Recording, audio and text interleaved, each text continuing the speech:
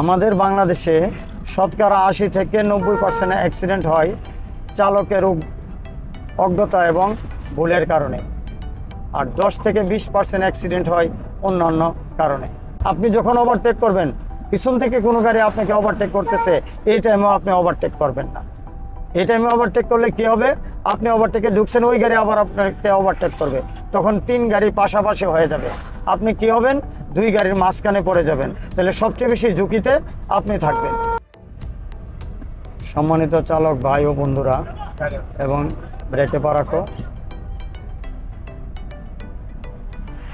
Centre ভৈরবের পক্ষ থেকে আন্তরিক শুভেচ্ছা এবং অভিনন্দন।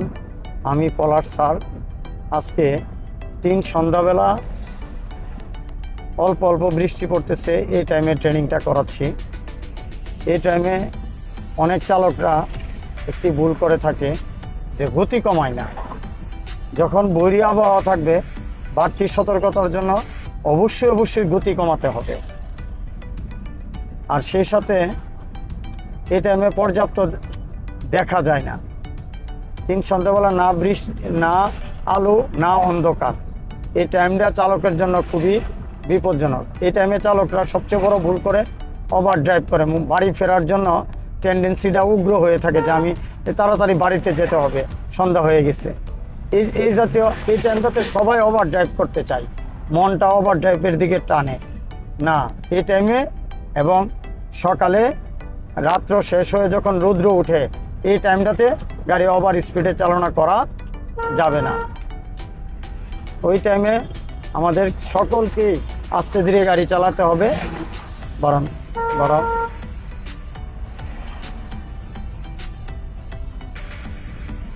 আমাদের বাংলাদেশে শতকরা ৮০ থেকে ৯০% অ্যাক্সিডেন্ট হয় চালকের অজ্ঞতা এবং ভুলের কারণে, আর ১০ থেকে ২০% অ্যাক্সিডেন্ট হয় অন্যান্য কারণে। তা আমরা আমাদের এই অজ্ঞতাগুলি যদি আমরা পূর্ণ করে ফেলি, তাহলে নিশ্চয়ই দুর্ঘটনা ৮০% কমে যাবে। আমাদের দেশের চালকরা ওভারটেক জনিত অ্যাক্সিডেন্টটা বেশি করে। সে যখন ওভারটেক করে পিছনের দিকে খেয়াল না করে হঠাৎ ডানে বাড়ায় দেয়, তখন পিছনের গাড়ি এসে তারে ধাক্কা মারে। এই হচ্ছে এক প্রকারের দুর্ঘটনা। আরেকটা হচ্ছে যে সে পিছিয়ে দেখছে ঠিকই, কিন্তু সামনে গাড়ি আছে, ওই গাড়িটা থাকা সত্ত্বেও সে হেডলাইট দিয়া ইমার্জেন্সি ভাবে অননুমোদিত ওভারটেক করতে গিয়ে সে মুখামুখি সংঘর্ষ ঘটায়, হেড অন অ্যাক্সিডেন্ট হয়। তাই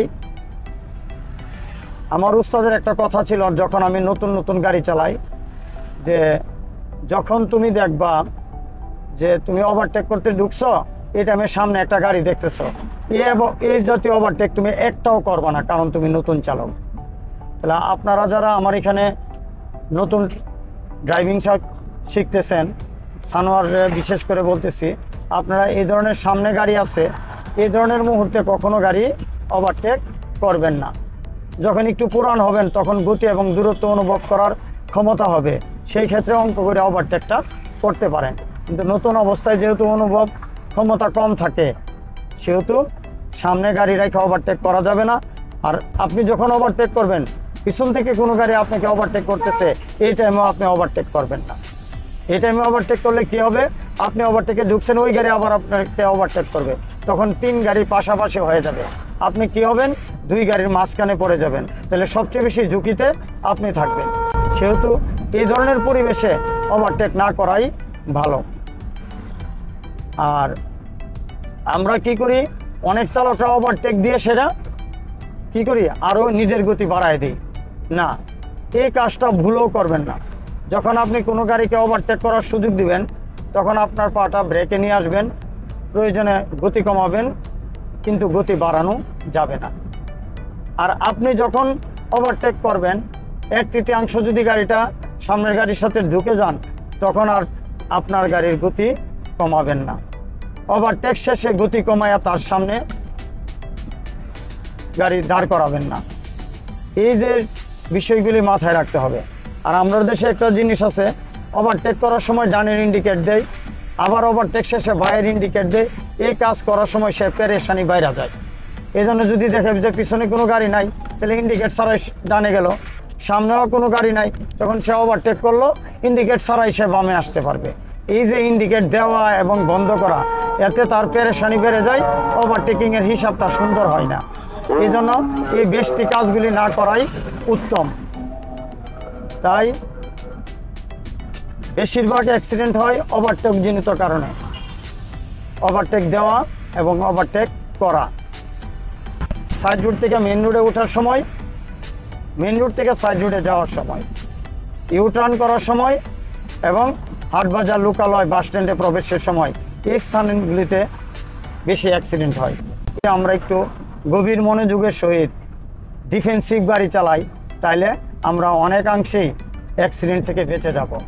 তাই সকল চালক ভাই ও বন্ধুরা, আমার ফেসবুক ফ্রেন্ড যারা আপনারা আছেন, যারা আমার ভিডিওগুলি আপনারা আমাকে ফলো করেন, আমার এই টিপসগুলি আপনারা মানবেন, ইনশাল্লাহ আপনারা দুর্ঘটনা মুক্ত থাকবেন। আর যারা আমাকে ফলো করেন তাদের প্রতি আমি কৃতজ্ঞ যে আমার দামি কথাগুলি আপনারা শুনেন। কারণ কথা বলার লোক বাংলাদেশে অ্যাভেলেবেল আছে, শোনার লোক নাই। যারা ধৈর্য ধরে আমাদের এই কথাগুলি শুনেন এবং বাস্তব জীবনে কাজে লাগান, আমার বিশ্বাস দুর্ঘটনা অনেকাংশে কমে যাবে। আপনাদের সবার শুভকামনা করি, দুর্ঘটনা মুক্ত জীবন গড়ি। আসসালামু আলাইকুম।